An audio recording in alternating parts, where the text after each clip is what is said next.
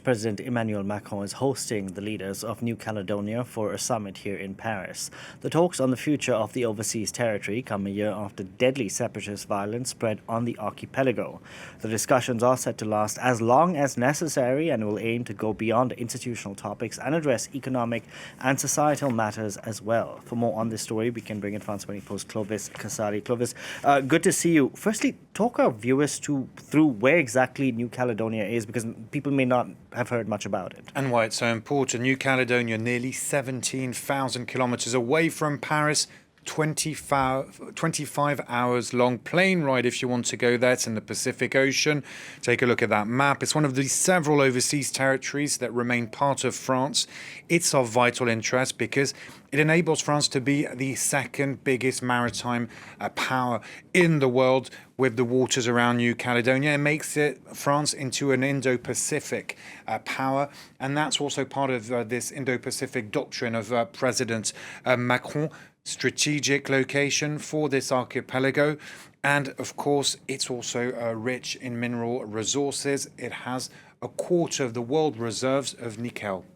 Now, it's clearly important for France, and the president paid a visit there in the early days of his presidency. Back in 2018, I was fortunate enough to follow President Macron during that trip to New Caledonia, early days in his first term of presidency, so very important. Those are some of the pictures where he really tried to appeal to both groups, because we're going to talk about the two main groups in New Caledonia.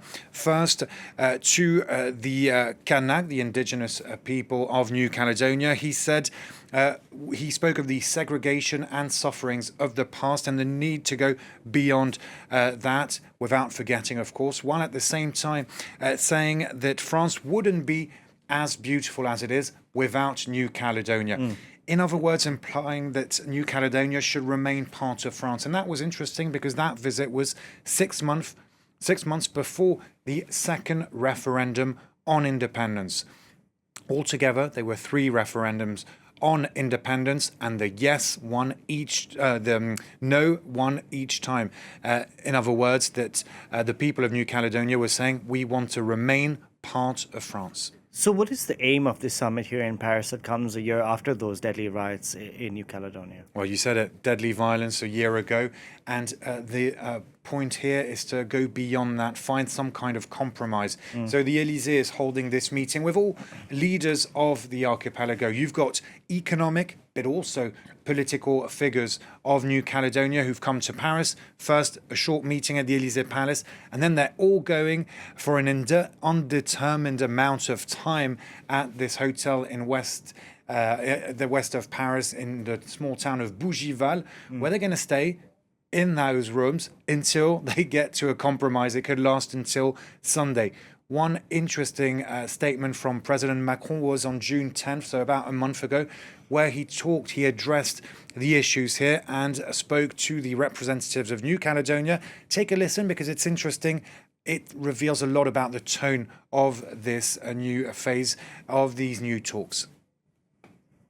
We're always open to advice. We're absolutely willing to listen to your recommendations. We also want to provide transparency and clear explanations when concerns arise in the region.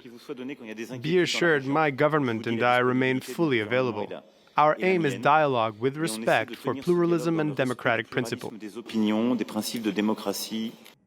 Clearly a tone of political compromise, of dialogue. Why? Because a year ago you had this civil unrest, deadly riots on the island, the archipelago of New Caledonia. It led ultimately to a 20% loss of the GDP of New Caledonia, over 2 billion euros of damage.